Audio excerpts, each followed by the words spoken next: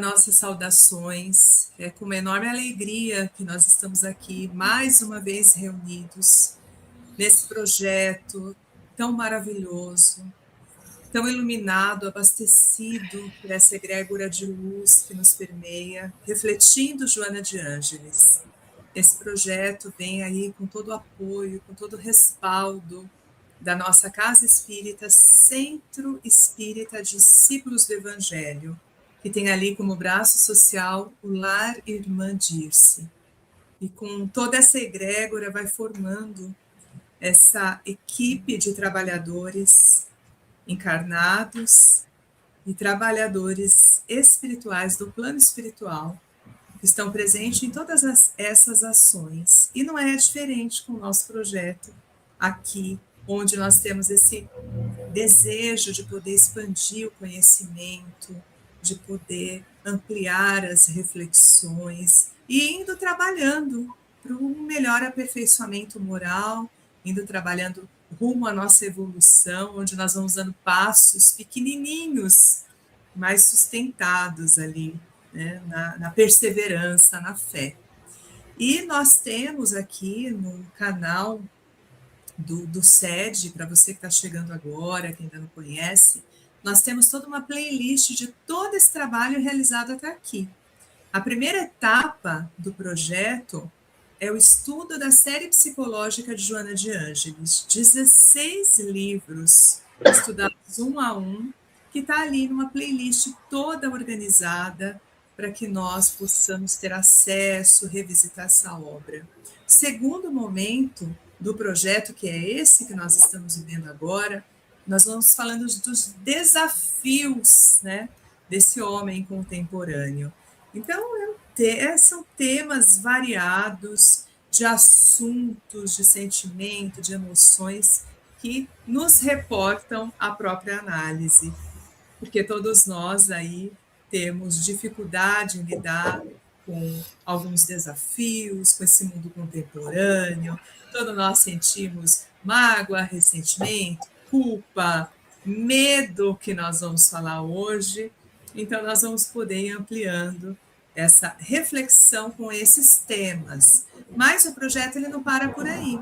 Ele tem também os seminários, que é o momento do qual nós estamos ali juntos, né, com processos tão importantes, e o seminário ele também vem para incluir essa equipe, essa família sede que fica mais juntinho, junto dos seus assistidos, de todas as pessoas que vão formando esse grande núcleo familiar, esse núcleo espiritual. Então, é com uma grande alegria que nós estamos aqui com Regina, meu amigo César, que também é conhecido como Antônio. Sejam bem-vindos, gente. Prazer enorme estar com vocês. E eu aqui agradeço essa oportunidade magna, excelsa, de estar aqui, muito bem acompanhado por duas pessoas muito inteligentes, capazes e que exercem com muita alegria o seu ministério na grande família dos trabalhadores da causa do reino, que é o Evangelho de Jesus, né?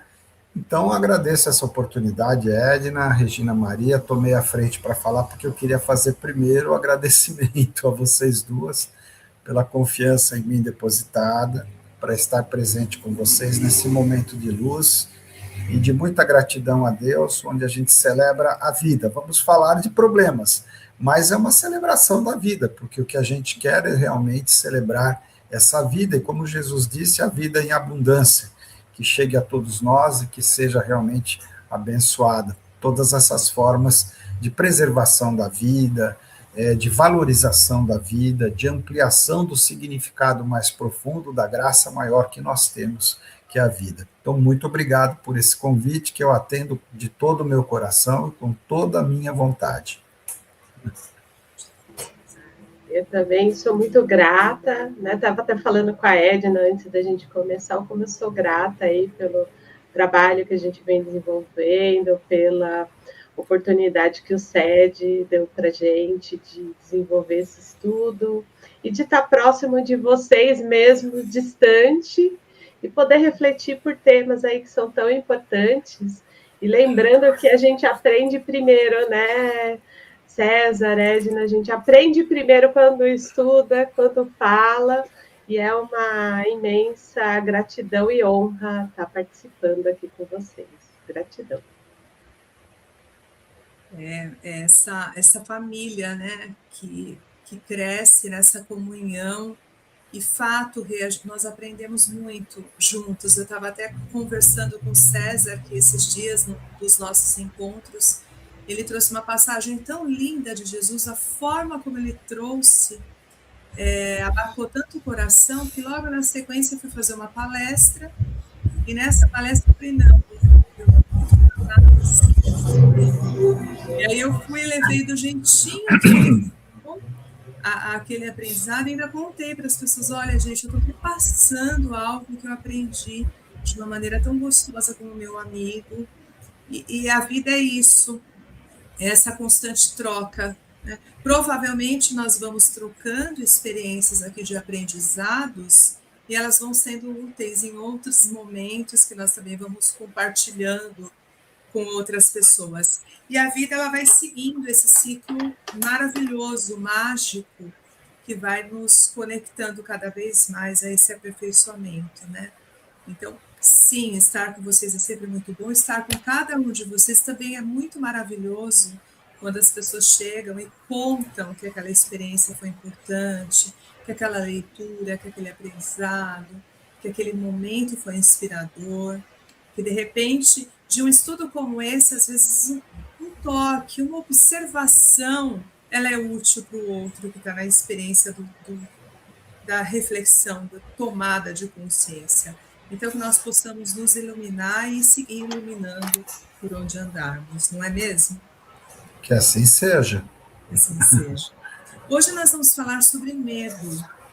Então, esse tema é um daqueles que nós precisamos, além de tomar consciência que sentimos, nós devemos também admitir que nós estamos vivenciando essa experiência. E ela faz toda a mudança. Então, eu gostaria de começar com uma frase da Joana, que é encantadora, que nos remete à inspiração, mas também poder dizer que, para falar desse tema, nós estamos revisitando 3 livros da série psicológica: O Homem Integral, O Despertar do Espírito e Conflitos Existenciais. Então, sempre que nós trazemos um tema, nós vamos ali revisitando a série psicológica que foi usada. Isso também é muito gostoso para cada um de nós, porque nós vamos lá e voltamos nos livros e certamente, revisitando aquela leitura, relendo, nós vamos também ampliando aquilo que já tinha sido entendido. Nós vamos reeducando o nosso espírito, partindo das experiências novas vivenciadas. Então, isso é maravilhoso. Fica a indicação desses 3 livros, que são maravilhosos. Conflitos Existenciais, por exemplo, encontramos o medo, mas encontramos uma série de outras demandas que a Joana traz, de experiências, né, de necessidade de reflexões. Então, são livros maravilhosos que valem a pena deixarmos sempre a indicação. E a frase da Joana sobre o medo é a seguinte: a grande terapia para todos os tipos de medo é o amor. Amar a si mesmo, ao próximo e a Deus, pois quando se ama, o ser enriquece-se de coragem. Então, trouxemos essa frase para começar aqui a reflexão. Assina somente Joana de Ângeles essa frase. E aí, meus amigos, inspira? Sem dúvida, né? Sem dúvida. Inspira bastante a gente, né? Essa dimensão que tem que ser compreendida, a gente só não deve ter medo de falar sobre o medo. Né? Esse é o medo que a gente não pode aceitar, é o medo de falar sobre ele, né? Mas o medo é uma dimensão profundamente humana. E, como tudo que é realmente humano, tem que ser trabalhado. no campo das emoções. Porque sentir medo pode ser benéfico, porque te alerta para os perigos, e todos nós sentimos medo, né? Quem fala que não sente medo é, na melhor das hipóteses, mentiroso ou está iludido, né? Mas todos nós sentimos medo. Mas o nosso medo aumenta exatamente na dimensão que sentimos medo geralmente por coisas que não conhecemos. O desconhecido nos causa medo, insegurança, e nos tira da zona de conforto. Agora, o medo passa a ser negativo quando ele nos amarra, quando ele nos impede de agir, de evoluir e de crescer. Aí é o medo no sentido negativo. Então é como o remorso, às vezes. Você sentir remorso em determinado momento é saudável, porque você se arrepende do mal que fez. Mas você se apegar ao remorso é ruim, porque ele te impede de agir. Então, o medo, enquanto preservação da vida, torna-se positivo, isso o próprio Divaldo e Joana vão falar, e outros autores renomados, ao discutirem um assunto, vão falar a mesma coisa, mas ele se torna negativo à medida em que ele não deixa você evoluir, trabalhar, empreender novas opções de vida. Eu falo empreender porque é um termo forte, né? Você tem que empreender mesmo novas possibilidades de vida, como se fosse construir um negócio. E você sabe que toda construção envolve riscos, né? Tem que ter uma planta, tem que ter um bom mestre de obras, um bom engenheiro, um bom arquiteto, mas isso não te impede de errar, né? O erro faz parte do processo de construção. E aí volta aquela imagem da criança, que apesar do medo de brincar, ela quando cai e está com realmente muita vontade de brincar, ela se limpa rapidinho e volta a brincar, chora um pouquinho, mas continua brincando. Então essa é o grande ensinamento, a grande lição que as crianças nos dão, né? O medo de brincar nunca é maior do que a vontade de brincar. O medo de brincar te alerta para os perigos que a brincadeira pode ter, mas a vontade de brincar saudável vai fazer com que você sempre continue tentando brincar sem necessariamente se machucar. Então, isso é um lado muito positivo, né? E isso vale para as outras emoções que a gente tem também. Eu lembro aqui da atitude de Jesus, né? Olha que coisa incrível, né? Claro que ele sentiu medo no Horto das Oliveiras, óbvio, mas o medo dele não era maior do que o foco no objetivo final dele, né? Ele até pediu, olha, pai, se for possível, me afasta esse cálice, mas não seja feita a minha vontade. Por quê? Porque ele sabia que a vontade de Deus, no final, seria compensadora a toda a dor e a todos os medos que ele estava sentindo ali. É como a criança. A brincadeira, no final, acaba sendo muito melhor do que o medo que você tem de brincar, muito maior e muito melhor do que o medo que você tem de brincar. Então, isso que a gente tem que perceber quando ele é saudável e quando ele se torna uma patologia. E aí está a nossa virtude de fazer essa distinção. Vale também para a eterna discussão que Santo Agostinho lembrava, o livre-arbítrio, a liberdade de escolher o bem e o mal. Nós temos essa liberdade. Porém, arcar com as consequências dela é um sinal de sanidade mental. Eu posso fazer o que eu quero, porém, nem tudo que eu faço é lícito, é bom, e eu tenho que arcar com as consequências dos meus atos. Então, isso é que me dá aquilo que nós chamamos de sensatez, ou aquilo que os antigos chamavam de siso, ou juízo, né? Então, quando a gente usa uma expressão antiga, o indivíduo está desacisado. A pessoa me olha e fala que tem um pouquinho menos de 25 anos de idade, vai falar, de onde você tirou isso, ô coroa? Eu falo da época em que a gente sabia que siso é juízo, desacisado é desajuizado. Então, a gente, quando perde o juízo, a gente fica exposto a riscos muito graves, assim como quando a gente perde o medo do perigo, a gente está arriscando a própria vida. E lembre-se que no plano espiritual, quem arrisca conscientemente a própria vida, se não for por uma causa nobre, por uma necessidade, mas simplesmente por uma atitude leviana, está cometendo suicídio.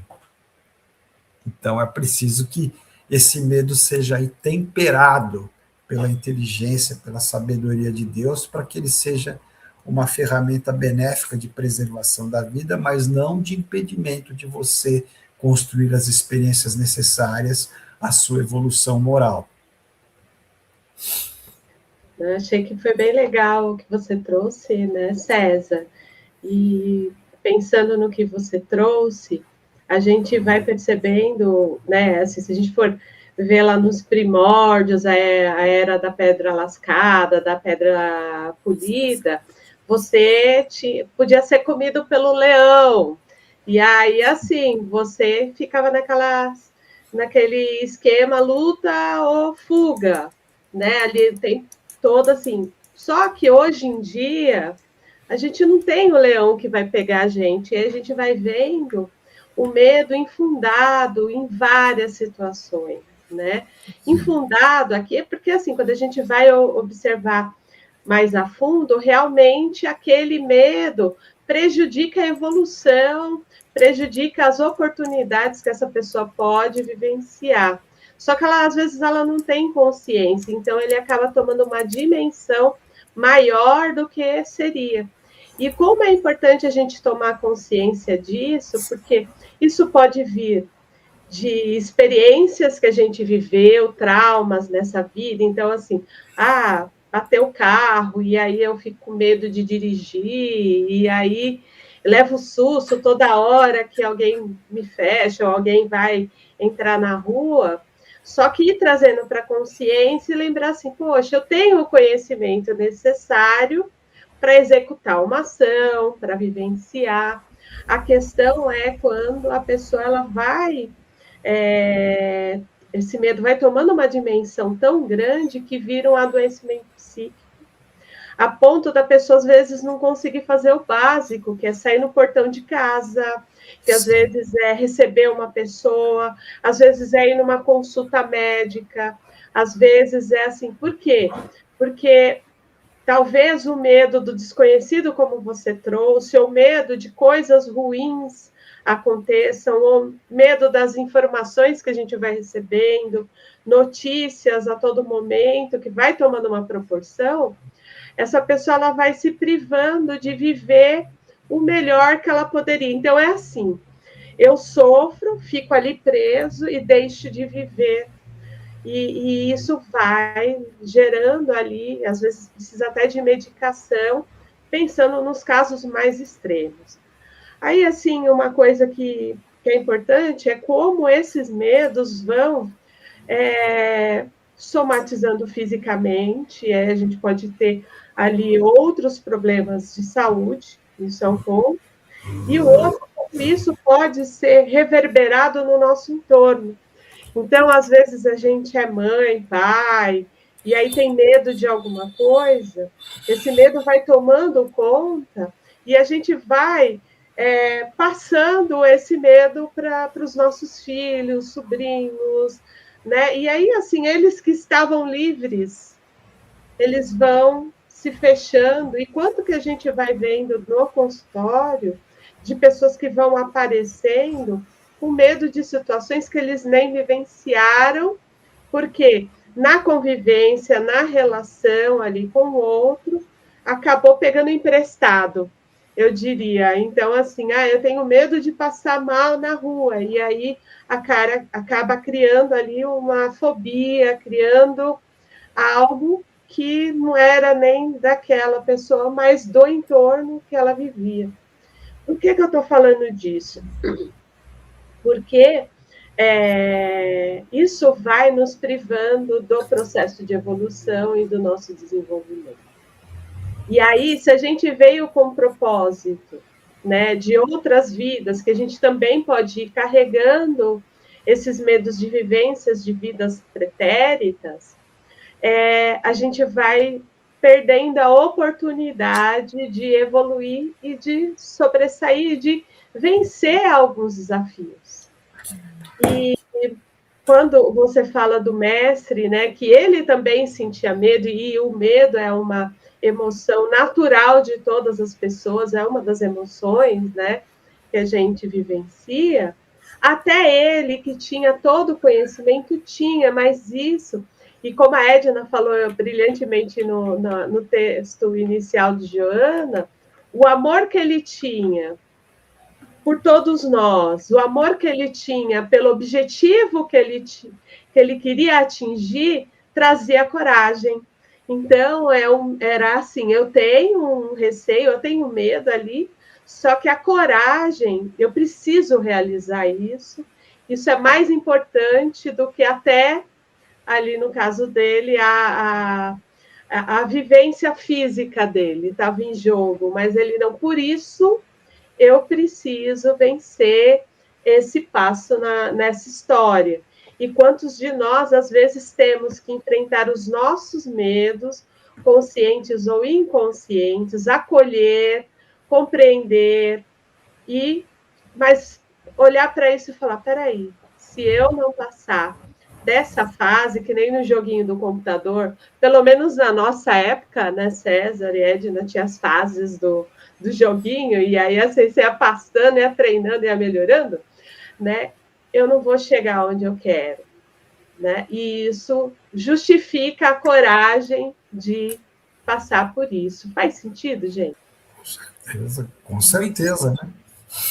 E podendo expandir um pouquinho mais essa reflexão, Rê, a Joana, no livro O Homem Integral, ela nos chama um pouquinho para a reflexão do quanto existe o que na psicologia Jung trouxe brilhantemente, Joana também enfatiza nas suas leituras, que é o inconsciente coletivo, né, que eu acho que é bem importante trazermos essa temática para todos refletirem, e às vezes é bom trazer também um pouquinho da teoria, né, já que quem está conosco está aqui estudando, querendo angariar recursos. Por quê? Porque existe na história da civilização muitas coisas que aconteceram.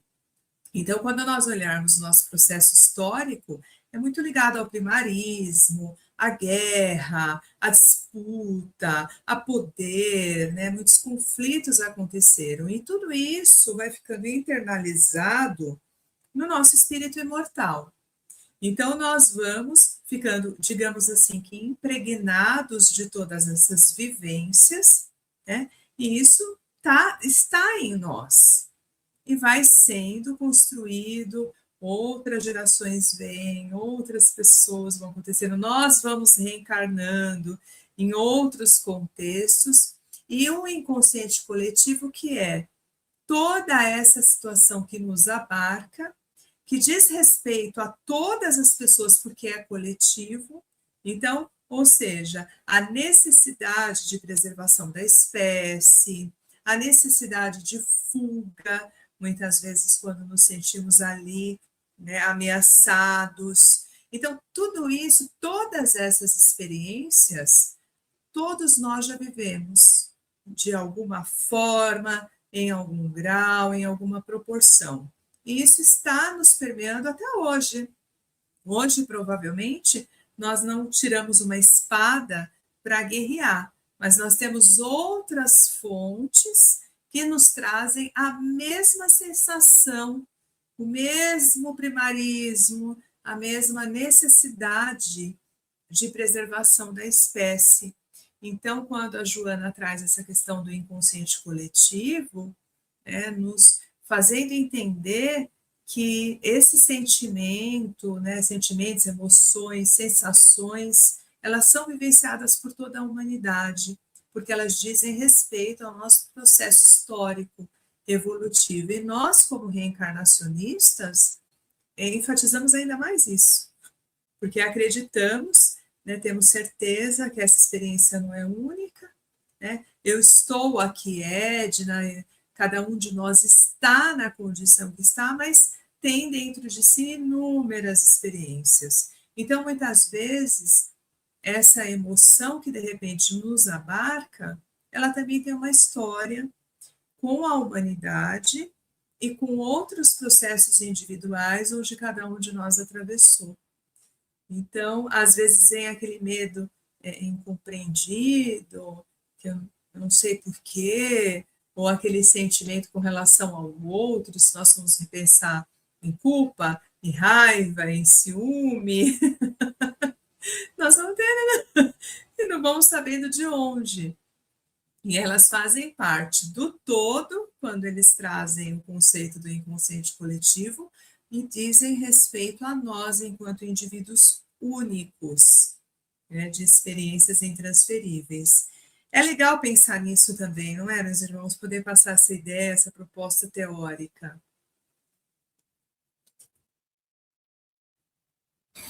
Concordo, é sempre uma grande opção de reflexão, né? A gente fazer a análise do medo, não apenas no universo psíquico individual, né?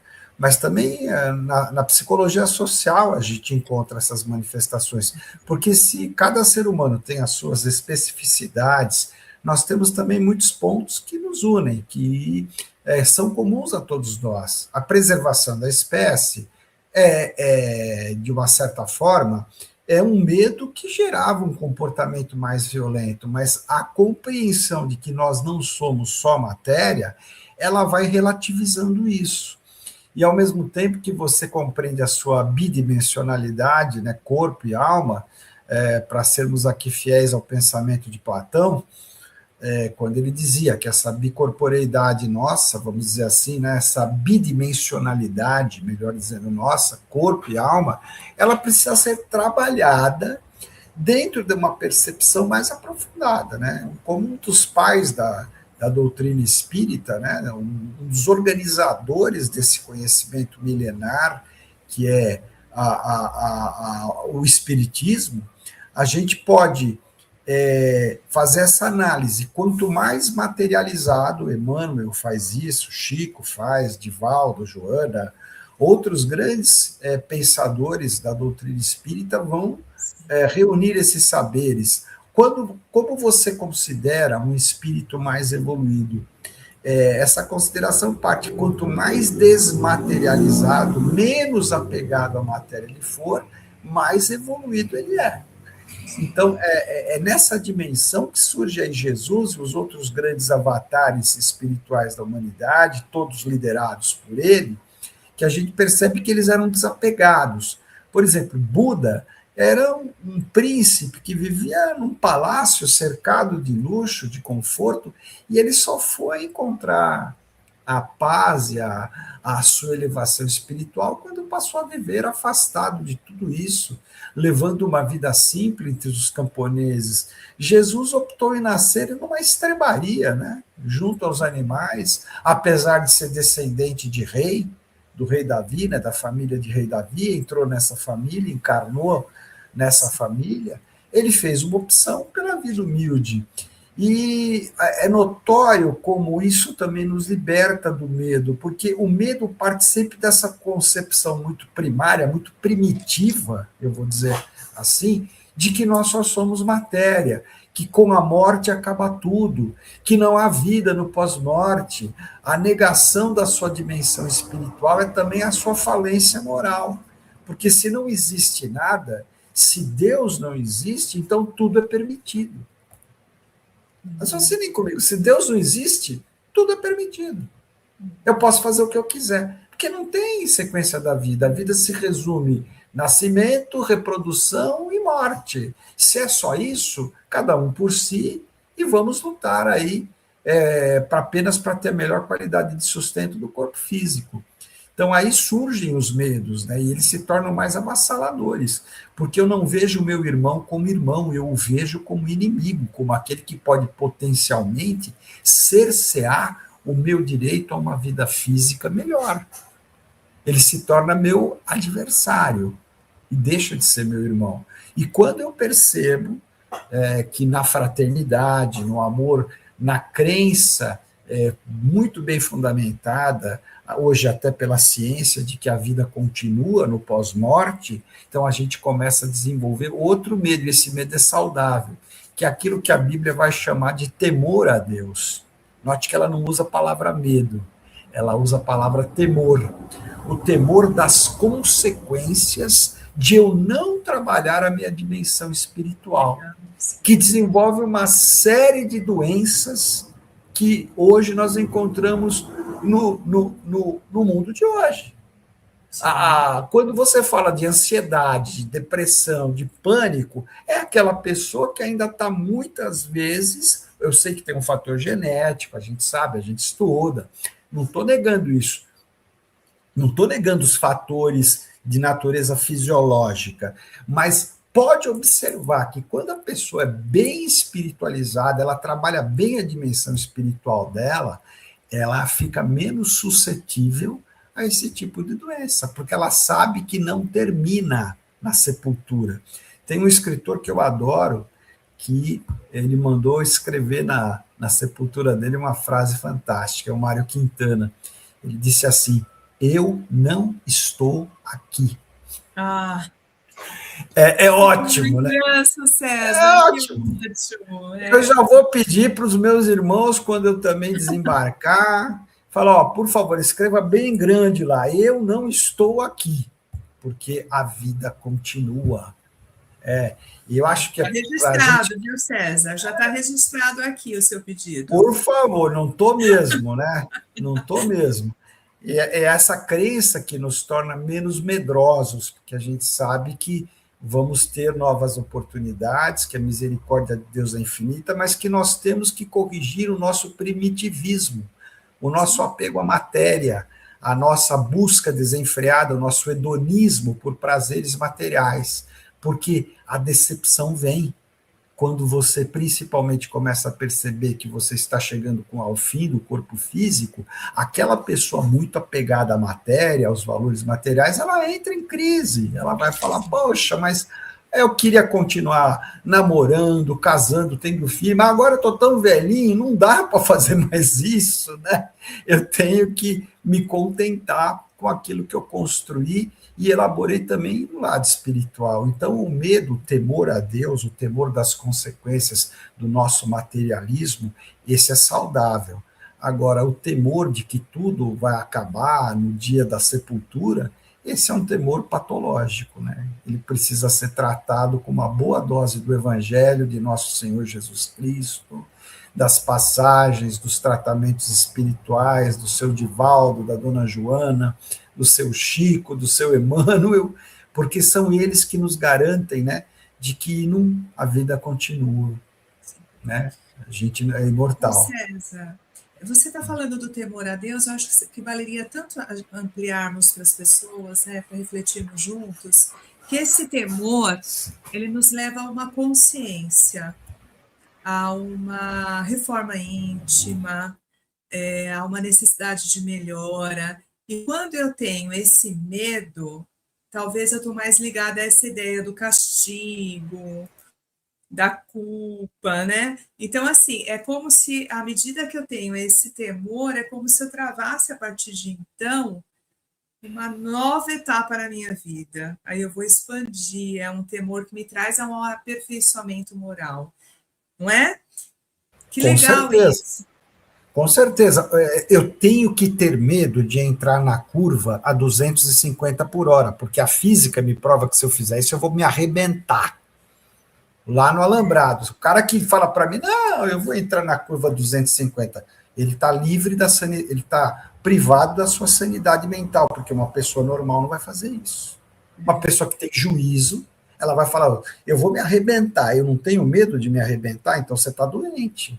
Porque todo mundo que é saudável tem medo de se estourar. A mesma coisa, eu vou desobedecer a Deus, quais são as consequências? Aí eu leio o céu e o inferno, ou a justiça divina segundo o Espiritismo, eu vejo um monte de relatos de gente que não tinha medo, né, das consequências da vida espiritual. E a gente fica assustado com o que lê ali, porque realmente tem consequências. Não é que Deus castiga, ele apenas permite que eu colha o que eu mesmo plantei.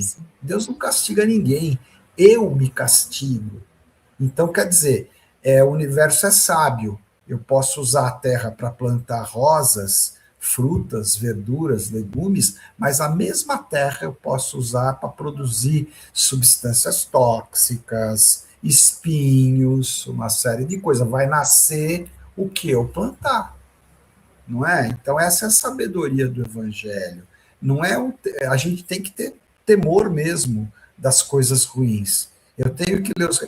Um caso que me fez ficar com muito temor de não perdoar os meus inimigos foi uma história contada pelo irmão Luiz, que hoje a gente sabe que é Humberto de Campos, porque a família dele processou o Chico Xavier, porque queria direitos autorais dos livros dele. E o Chico passou a assinar como irmão X para não ter mais esse problema das psicografias que era do Humberto de Campos. E numa delas, ele contou um episódio que é realmente assustador, de que dois espíritos, apesar de terem reencarnado muitas vezes juntos, não se perdoavam, não se entendiam.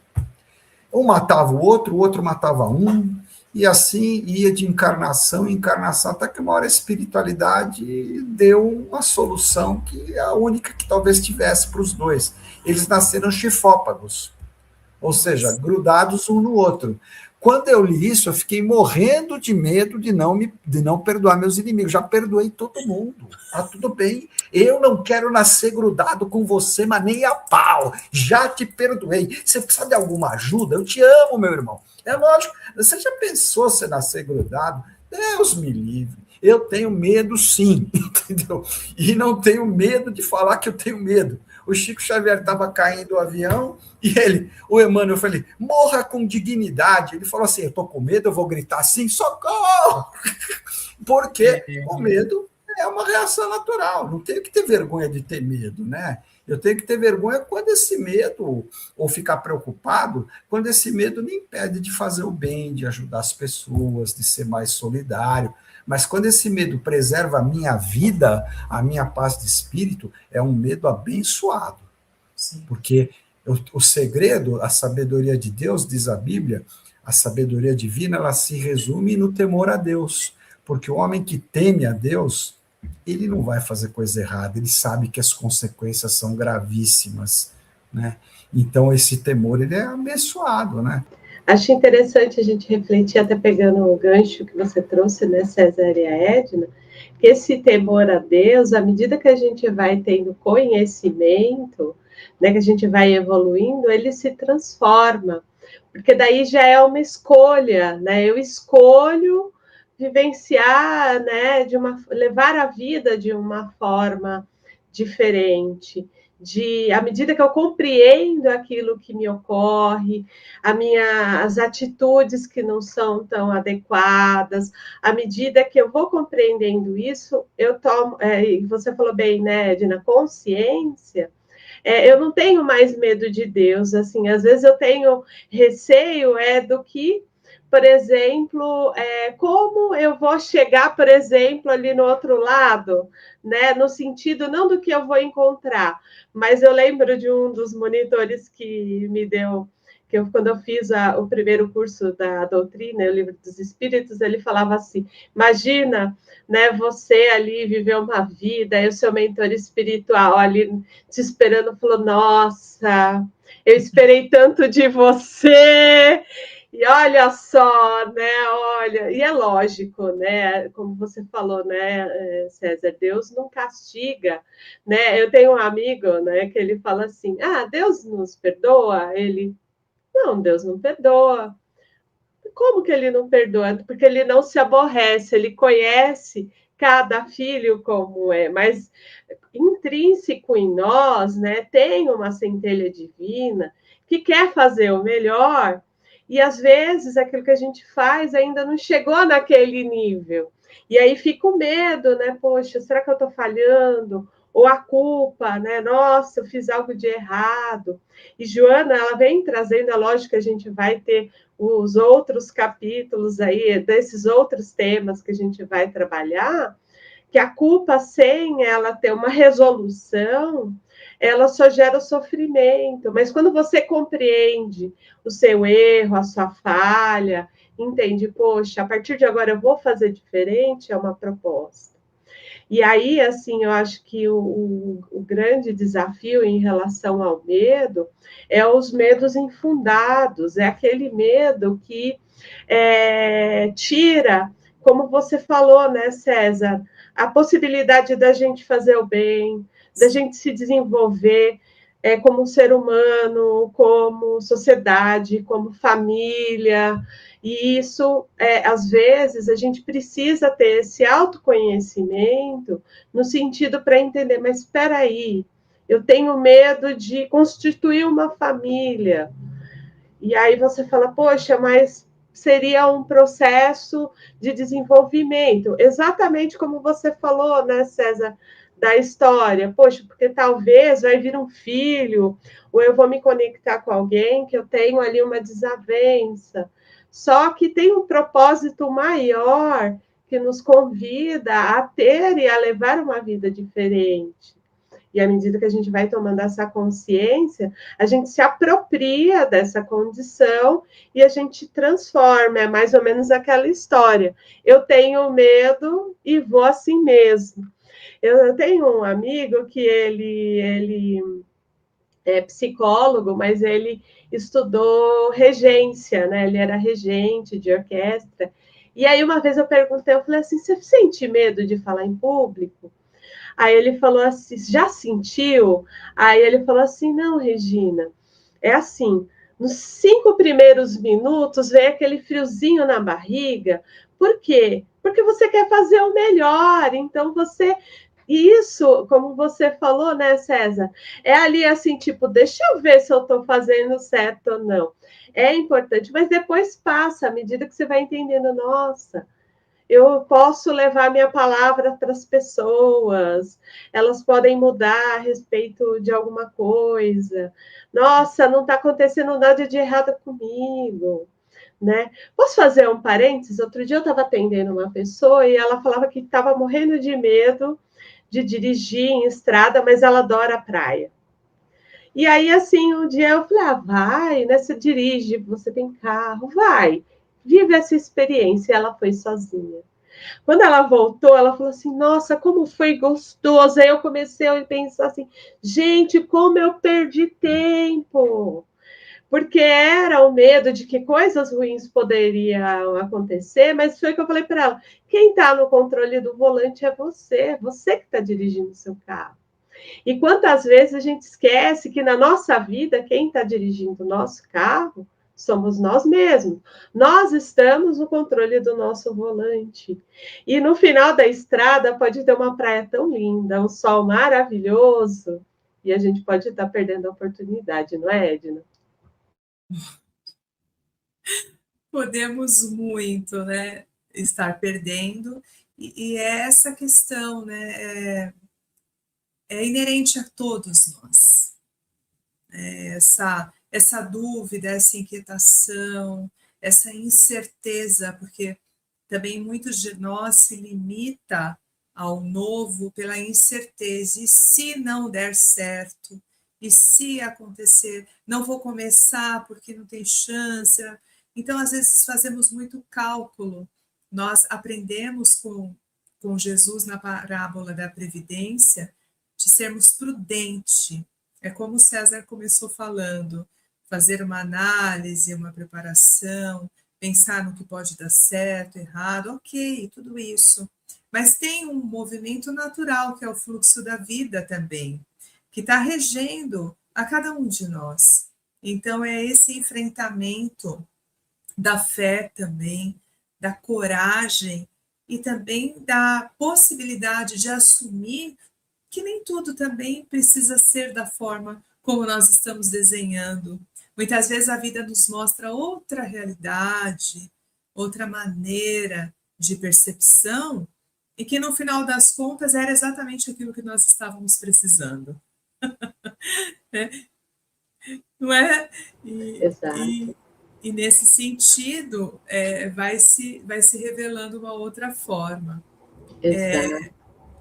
É muito legal pensar nisso. Eu queria trazer só uma reflexão para todos, assim, no sentido, não para trazer até uma questão de funcionamento cerebral, que é assim, para nossa mente, e aí, assim, a gente já pode corrigir para o nosso espírito, a imaginação e a realidade muitas vezes não têm diferença. E aí, quando eu imagino algo de muito ruim, eu já estou sentindo no meu corpo físico tudo. Eu já estou secretando hormônios, né, que vão ali sobrecarregando todo o nosso sistema e o medo ali se acopla. Então, até quando a gente fala, né, dessa questão, eu só quis complementar isso até para a gente entender esse mecanismo, no sentido que, assim, às vezes os nossos pensamentos, a nossa fantasia em relação ao medo, ele é muito maior do que é na realidade, e isso nos paralisa. Então, se a gente conseguir trazer, né, diante, como você falou, né, Edna, essa dinâmica, né, de sermos prudentes.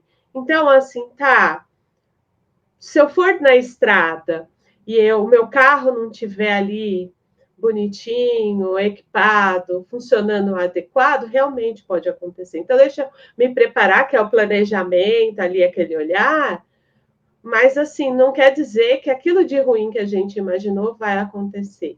E aí a gente vai vivenciando. Então, isso é um ponto importante, porque às vezes a nossa fantasia em relação ao medo, ele é muito maior do que a realidade do que aconteceria. Então, à medida que a gente vai tendo essa compreensão, pode ser um pouco mais fácil lidar com o medo. Concordo em gênero, número e grau. O problema não é o medo em si, o problema é como você lida com ele. É assim tudo na vida. O problema não é a vida, o problema é como você aproveita a sua vida, utiliza a sua vida, preenche esse espaço fantástico entre a encarnação e a desencarnação, para nós que somos espíritas. É isso em si. E veja como o risco é inerente ao trabalho. Não existe trabalho sem risco. Não existe nenhuma atividade que não envolva risco. A questão é você calcular o risco e a chance que tem de dar errado e se preparar para isso. É como aquele sacerdote que um dia falou assim: estou nos braços de Deus, eu vou fazer um balão e vou sobrevoar aí a região. Ele se preparou para aquilo? Não. Ele não tinha conhecimento suficiente de balonismo para aquilo. Ele meditou nos perigos? Não, ele simplesmente falou: olha, eu vou, porque eu tenho uma fé inabalável em Deus, e eu não estou zombando da fé dele, mas aí ele não foi corajoso, ele foi imprudente. E é a falta de prudência que às vezes nos leva aos grandes desastres, porque viver é arriscado, sim, não adianta você negar, você corre riscos. Agora, a alegria de viver bem, ela tem que ser sempre maior do que o medo dos riscos, porque os riscos vão existir e nós temos que nos preparar para eles. Isso faz parte daquilo que nós chamamos de preparação. A gente, para ser médium, para ser espírita, faz um curso de 3, 5 anos, estuda a codificação, se prepara. Nem por isso deixa de ter riscos. A gente também é obsediado. Agora, por causa disso, eu vou deixar de dar palestra no centro, de atender meus irmãos necessitados, vou ter medo de receber algum espírito menos evoluído. E aí eu me lembro do Raul Teixeira, né? A gente reclama muito, nossa, só aparece para mim quem é médium, espírito curva de rio. Enrosca, meu Deus do céu, ninguém, não aparece um espírito do Emmanuel, por exemplo, não aparece uma Joana, você não sabe o que você está pedindo. Porque se você tivesse noção do que você está pedindo, você não pedia. E aí Raul Teixeira falou: se os espíritos mais complicados, enfermos te procuram, é porque médium também significa médico. Você é um bom médico, eles estão procurando a cura, e Jesus falou: eu não vim para os sãos, eu vim para os doentes. Então, ao invés de reclamar, agradece. A gente tem o costume de reclamar de barriga cheia. Olha, só aparece espírito complicado para mim. Graças a Deus. É sinal que você é um bom médico. Eles estão te procurando porque eles querem cura, eles querem encontrar apoio, né? A gente reclama muito, às vezes, de barriga cheia. E o medo é um grande aliado no sentido de fazer com que a gente se prepare melhor para enfrentar os desafios da vida. Correr de Fórmula 1 é perigosíssimo. Se pilotar um carro a 350 quilômetros por hora ou mais, é perigosíssimo. Mas tem gente que fez a vida toda isso e saiu ileso. Por quê? Porque se preparou, leu, estudou, treinou, fez toda a lição de casa. Né? E tem outros que, infelizmente, sucumbiram, mas a grande maioria venceu. Então, a gente tem aí os exemplos daqueles que foram vitoriosos e que não morreram nas pistas, e que não morreram acidentados, porque se prepararam para isso. Correr um risco é um risco consciente que eu estou correndo. Eu estou sabendo disso, mas eu vou me preparar melhor, porque a gente tem costume de fazer as coisas sem preparo, e sem preparo nada acontece. Ah, eu quero ter um corpo formoso, eu quero ter um corpo maravilhoso, repleto de saúde. Você vai na academia, você come quantas vezes por dia, você se alimenta corretamente, você faz atividade física. Não, eu quero ser que nem o Alain Delon, mas eu fico comendo o dia inteiro massa, açúcar, gordura. Não vai dar, você tem que se preparar para isso, né? Não é só Deus que mata, como a gente diz. Tem outras coisas que nos matam também, né? Hábitos pouco saudáveis. E a gente tem que ter medo também, muitas vezes, de contrair as doenças. Porque se eu não tenho medo de doença, eu vou ser sempre uma pessoa sem medida, sem controle, né? Então aí eu exagero nas coisas, eu submeto o meu corpo físico a uma tortura constante pelo aquilo que eu faço de errado, as consequências vêm, aparecem. Fumo, bebo, uso substâncias proibidas e quero ter saúde. É um comportamento incoerente com o meu objetivo de ter saúde. Então, existe aí uma coisa que eu acho que é fantástica em Jesus. Ele não nos julga, mas ele nos pede coerência. Coerência. O que é coerência? As minhas atitudes têm que estar coerentes com os meus objetivos. Ah, eu quero felicidade no plano espiritual. Eu quero ter um desencarne tranquilo. Eu quero encontrar paz na minha vida espiritual. O que você está fazendo para que isso aconteça? A sua vida é coerente com esse seu objetivo? Né? Eu quero ser perdoado. Você perdoa? Ah, eu quero encontrar amor. Você ama?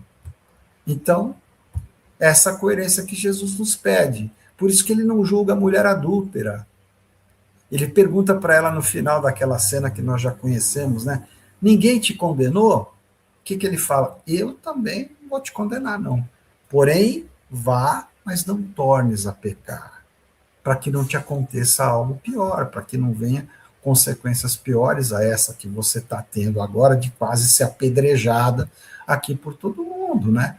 Era uma situação dramática. Olha como o mestre nos ensina. Então, não é Deus também não nos julga, ele apenas permite que a gente colha aquilo que exatamente a gente plantou. Então, se você agir sempre com coerência, você vai encontrar os objetivos que você quer. Ah, eu quero passar na psicologia da USP. Você já viu quantos alunos estão por vaga? Você tem noção de como é que é difícil entrar lá? Você sabe o que cai? Quantas horas por dia você estuda? Eu trabalho muito com aprovação de alunos. E eu vejo que alguns alunos têm coerência. Tem aluno nosso, da empresa que eu represento, que vai se preparar para a USP, sabe a relação concorrência-vaga, e ele estuda pelo menos 150 questões por dia de vestibular. É 6 horas em casa e mais 6 dentro da sala de aula. Esse garoto estuda 12 horas por dia. Esse vai passar. Porque ele é superdotado? Não. É porque ele é esforçado e coerente com o objetivo dele de entrar na USP. Ele quer. Ele sabe que isso é preciso. A mesma coisa, eu quero ter um corpo bonito, eu tenho que trabalhar para isso, não vai cair do céu, né? A gente não vai nascer perfeito e, olha, sem ginástica, sem cuidado, não vai ficar bom, né? Não vai ficar. Vai ter que fazer muito sacrifício.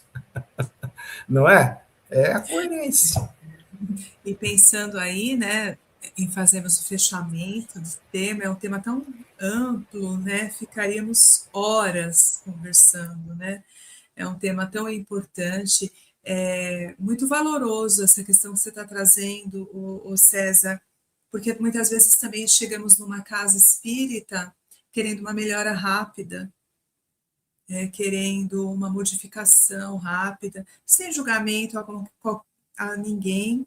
Quantas vezes essa aqui também desejou resoluções rápidas, e por vezes ainda caio nesse mesmo desejo, porque somos ainda imaturos emocionalmente, no sentido de não querer passar pelo sofrimento, pela dor, por aquilo que nos aborrece. Então, para meio que um livramento, e não entendemos que tudo é um processo, né?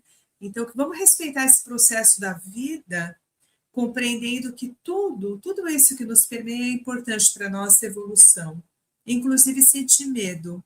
Mas tem questões que podem sim ser evitadas, né? E eu não poderia fechar esse encontro também sem fazer um alerta que a Joana coloca no livro O Despertar do Espírito, onde ela traz um pouquinho a reflexão também sobre as crianças, do quanto que nós vamos enfatizando nas nossas crianças também essa questão do medo, através da nossa fala, através de uma corrigenda ali, né, que implica numa sensação que vai amedrontar, né, e isso fica no imaginário infantil, e isso fica impregnado no nosso espírito imortal. Então, aqui, como também sabemos que é um canal onde muitas pessoas que trabalham na evangelização, muitos pais que frequentam a nossa evangelização, né, que buscam essa reflexão com relação à infância, também precisamos ter atenção a isso, né, as histórias que são contadas, os enredos, aquilo que é passado. E claro, né, que toda essa reflexão de hoje, toda essa argumentação que nós estamos trazendo, ela possa ser útil para que, sobretudo, nós possamos nos libertar daquilo que nos impede desse crescimento, né? Poder trazer essa liberdade, essa espontaneidade, porque é mais ou menos aquela história, vai com medo mesmo,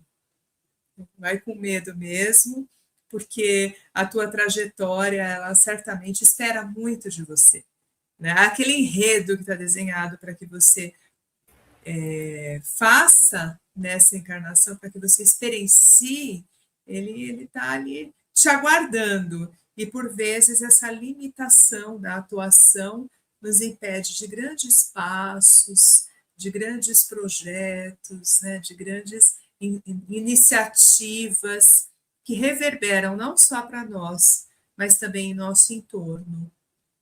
Então, eu sinto que é um tema maravilhoso, poderíamos ficar horas, mas já deixo aqui as minhas palavras finais sobre esse tema.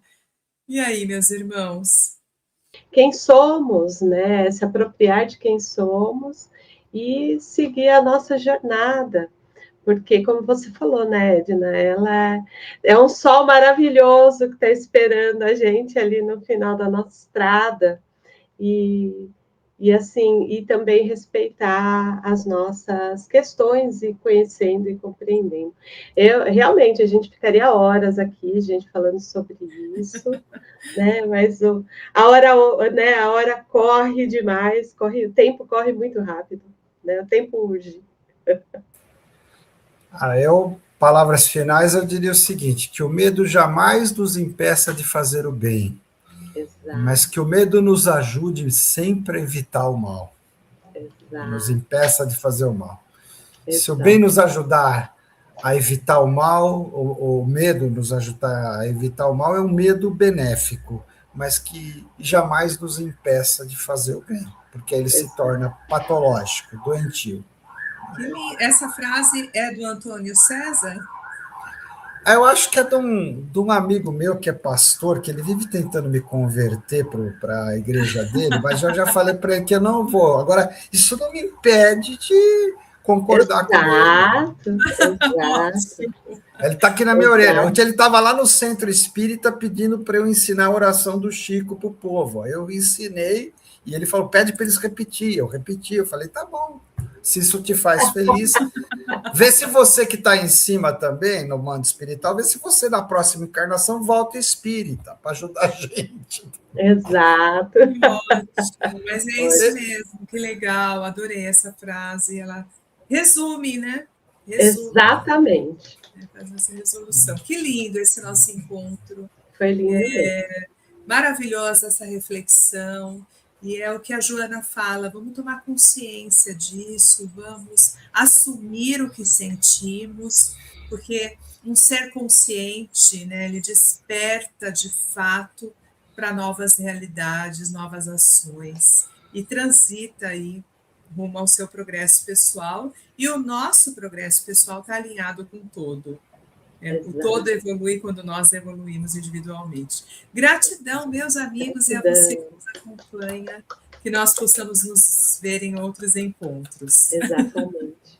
Parabéns, Edna, parabéns, Regina. Olha, é uma graça de Deus. É uma graça de Deus estar aqui com vocês. Muita gratidão. Agradeço. Tchau, tchau, gente. Até a próxima. Gratidão.